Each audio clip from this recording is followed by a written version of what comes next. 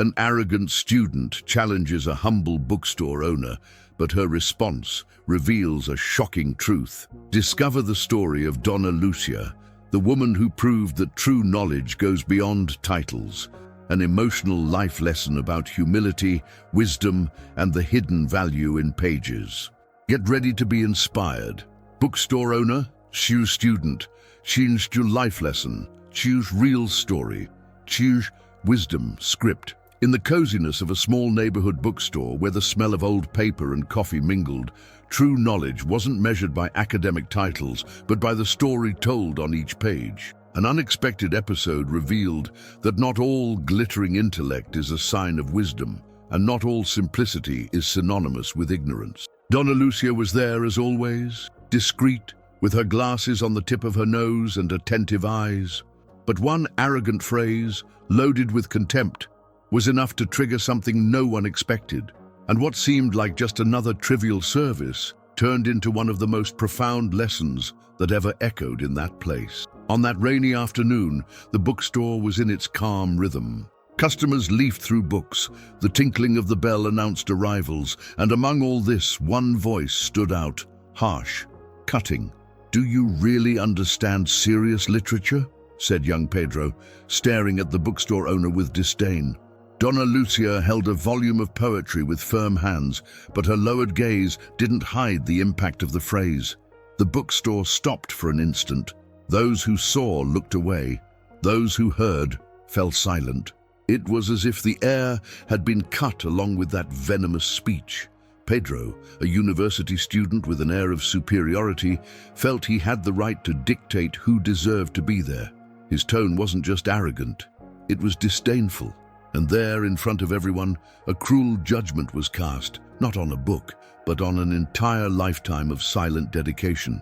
Donna Lucia, 65 years old, a widow, is one of those women who carry the world of literature on their backs, but do it with sweetness in their gaze. Her grey hair tied in a simple bun and modest clothes hide a rare strength. Those who pass by her every day in the bookstore almost never notice the greatness behind the counter.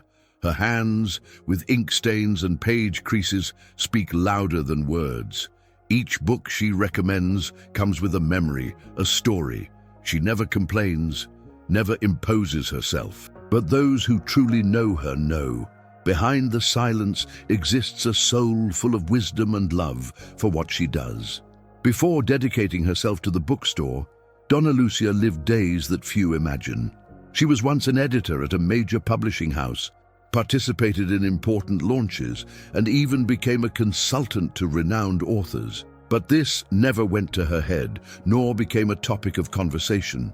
On her home bookshelf, among piles of manuscripts and rare editions, she keeps a single visible memento, a signed first edition of a Brazilian literature classic, with a personal dedication from the author himself, an emotional treasure hidden among memories. Pedro, impatient, raised his voice once more. "You don't know what a real author is," he shot back with disdain, as if spitting out the final sentence. The room fell silent again, but now it wasn't surprise, it was discomfort. Everyone felt the weight of injustice in the air. Donna Lucia didn't fight back. She didn't need to. Instead of words, she reached for her old purse, carefully kept behind the counter. From there, she took out an envelope already worn by time, like someone rescuing something much greater than simple paper. And then, with steady hands, she extended it for everyone to see. The gesture was as serene as it was powerful. There was no anger, no challenge. There was only a silent response, one of those that dismantles any argument. It was the kind of attitude that shows that sometimes those who know the real value of things don't need to shout. They just need to show. In the letter, an elegant handwriting and an unmistakable letterhead. It was personal correspondence from Clarice Lispector, thanking Donna Lucia for her valuable suggestions on one of her novels. The old date attested to its authenticity. The bookstore went mute. The silence that was once embarrassment now transformed into respect. Eyes moved between the arrogant young man and the woman with marked hands, who, without raising her voice, showed that she carried a story greater than any diploma. Pedro, until then haughty, recoiled like someone receiving a silent shock. He tried to stammer something, perhaps an apology, but the words got stuck. His eyes fled from the letter as if trying to escape from his own arrogance displayed there, in front of everyone. Some customers and employees exchanged timid smiles.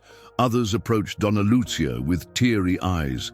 It was as if, in that simple gesture, they had rediscovered a colleague who had always been there, discreet but magnificent. The respect now wasn't just professional, it was profound. The atmosphere of the bookstore changed. Even the books on the shelves seemed to have quieted down. Judgment gave way to reflection, and pride was replaced by empathy. It was the kind of regret that isn't expressed with apologies, but with the silence of those who learned. Late, but learned. With the letter still in her hands, Donna Lucia took a deep breath, and with the calm of someone who had faced much in life, said only, "Knowledge isn't what's displayed in titles. It's what's lived with passion, history, and truth." It wasn't a rehearsed lesson. It was lived, page by page. She told with simplicity that each book she read carried more than words. It carried nights of reflection, hands that turned pages, worlds that opened for other people. True knowledge, she said, is seeing a story touch someone and not being diminished by it. Everyone listened in silence, even those who previously feigned disinterest.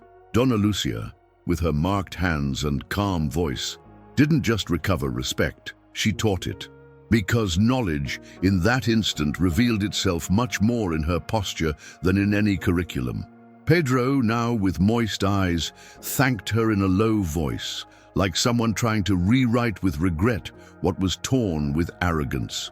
There was no audience or applause, just an environment taken by a new kind of silence, that which is born from awakening consciousness. The bookstore was breathing again, but it was no longer the same. The looks toward Donna Lucia were different now. They no longer saw just a humble bookstore owner with a simple life, but a woman with rare dignity and an elegance that can't be bought. She didn't need to take revenge or exalt herself. It was enough to show a letter and let the emotional truth speak for itself. And then comes the question that echoes at the end of the video, like someone whispering in the ear of the viewer. How many Lucias have you ignored in your life? Because in the end, the greatest transformation happens when we realize that true luxury lies in truly seeing, really seeing the other person.